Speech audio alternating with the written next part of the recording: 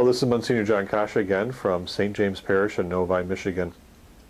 Continuing our self-help series. This topic of today is that of abuse. There are many forms of abuse. Physical abuse, emotional abuse, intellectual abuse, spiritual abuse. Abuse can come in any way, shape, or form. And what it is it's having someone who feels they know better than you, lording it over and telling you what to do and expecting you to do what they say. It can basically puts a person in a position of power and authority over another one, and the person who's the underdog is the one who's receiving these bullying, this abuse, this attack, simply because they are who they are. An abuser is someone that really feels poorly about themselves, ultimately. The classic abuse that we have is domestic violence, where usually a man has a loved one, usually his wife or girlfriend, and he physically abuses her when something goes wrong in his life. He can't handle what's going on, for example, at work. Maybe his boss is really telling him to hurry up and do the job better. Maybe his coworkers are treating him badly. So instead of standing up to those people and taking care of it there, he comes home, he gets angry about some little thing, and then begins to take it out on his wife or his children or his girlfriend or what have you, and begins to attack them, blaming them for his inadequacy, somehow projecting his poor self-image, his inadequacy, his difficulties onto another person, and then feeling that he can beat them up as a way of kind of cleansing himself and getting back on the right track.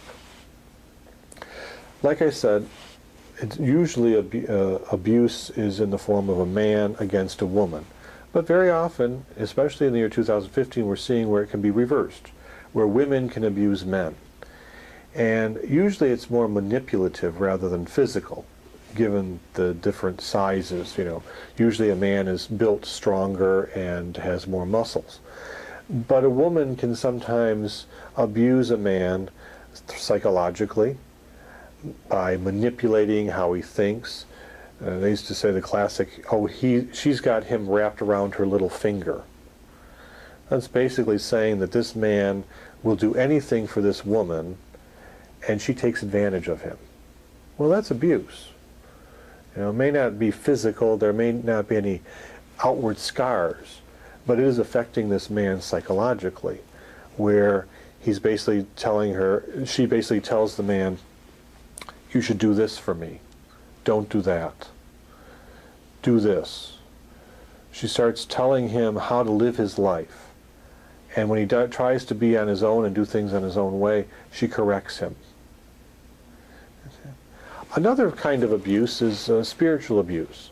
And this happens where you have someone who's a spiritual leader who begins to manipulate and kind of guilt you into doing certain things. As Catholics, we talk about Catholic guilt. And when I was growing up, they used to show us pictures of people that were starving, and so they'd guilt us into giving money for the poor people in Africa or wherever.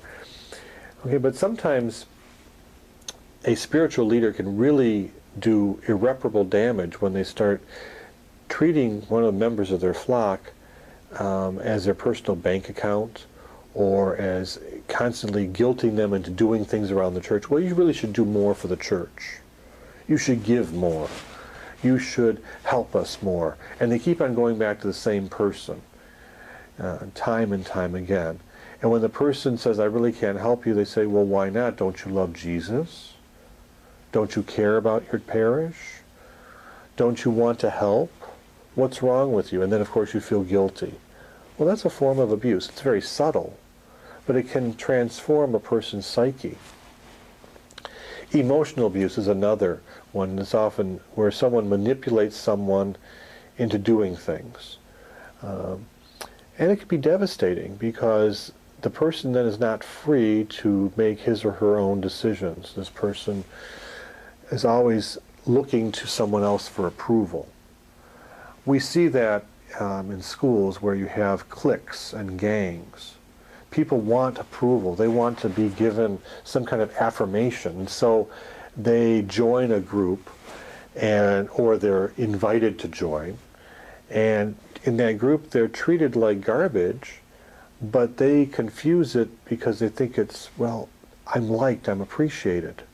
But they're asked to do all these things, and really, they're only on that group because they're doing these things. If they stop helping with bake sales or car washes, they would be no longer a member of the group. They'd say, we don't need you anymore. That's a form of abuse, where you're used and abused and used as a doormat and treated like, well, you're only good as long as you help out. If you don't help out, we don't need you anymore. The challenge is to recognize abuse and to say, am I being abused? Am I being abused physically, psychologically, emotionally, spiritually? Am I being treated as less than equal? Is someone telling me one thing but then doing something to me to make me feel worse? Is someone saying, I want you to be my friend, but the only way you're going to be my friend is if you do X, Y, or Z? No. Friends don't ask friends to do things all the times. Friends are friends because of who they are, not because of what they do for one another. Of course, if you're a friend, you're going to do things for each other. But if it's always one-sided, if you're the one that's always giving and never receiving, you're probably in an abusive relationship. If you're the one that's always putting out and giving of yourself and doing things, and the other person does not reciprocate, you're probably in an abusive relationship. If you're the one that always feels like you have to take the blame for something, or you're the object of being screamed at and yelled at, hit even, you're in an abusive relationship. If you find yourselves in one of those, the best thing to do is to cut ties immediately, because the abuser will not change. Get out of that relationship, get out of that situation, and find someone who's going to treat you the way you should be treated. That is, as a child of God. And find someone that's going to affirm you for who you are, not for what you do.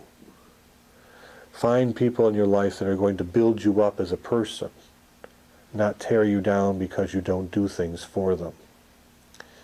Abuse can take many shapes and forms. If you think you're in an abusive relationship, you probably are. And the best thing to do is to begin to get help. And there are many resources out there. Talk to someone you trust. Really ask other friends about your relationship. What do you think about this relationship with so-and-so? Is it healthy? If your friends are telling you it's not healthy, listen to them. And get yourself closer to people that will build you up, they'll make you feel good about yourself. And ultimately they will help you to get to heaven. God calls each of us to have relationships that are life-giving.